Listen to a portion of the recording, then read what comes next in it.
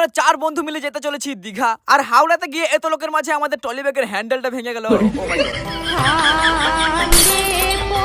সকাল সকাল আমি আর আমার 3টে অভদ্র বন্ধু মিলে বেরিয়ে পড়লাম। প্রথমে দুর্গাপুর রেলওয়ে স্টেশনে গিয়ে হাওড়ার জন্য 4টা টিকিট কেটে নিলাম। আমরা যাচ্ছি দীঘা, তার জন্য প্রথমে আমাদের হাওড়া যেতে হবে। তাই আর কি ট্রেন আসতেই আমরা 4 বন্ধু মিলে ট্রেনের মধ্যে উঠে পড়লাম। প্রথমে আমরা হালকা করে ঝালমুড়ি, তারপর আবার কাকা নিয়ে চলে এলো এই যে সিঙ্গাড়া। এরকমই খেতে খেতে খেতে খেতে আমরা পৌঁছে গেলাম হাওড়া জংশন। তোমরা তো জানো হাওড়াতে কত ভিড়, হাজার হাজার মানুষ। আর এই ভিড়ের মধ্যে আমি আমাদের এই ট্রলি ব্যাগ টেনে টেনে নিয়ে যাচ্ছিলাম। আর তখনই ছি মান সম্মান সব ডাউন হয়ে গেল। এই সালার হ্যান্ডেলটা ভাঙার আর জায়গা পেল না এত লোকের মাঝে। আর যা হয়েছে হয়েছে, তাড়াতাড়ি এখান থেকে কেটে পড়ে।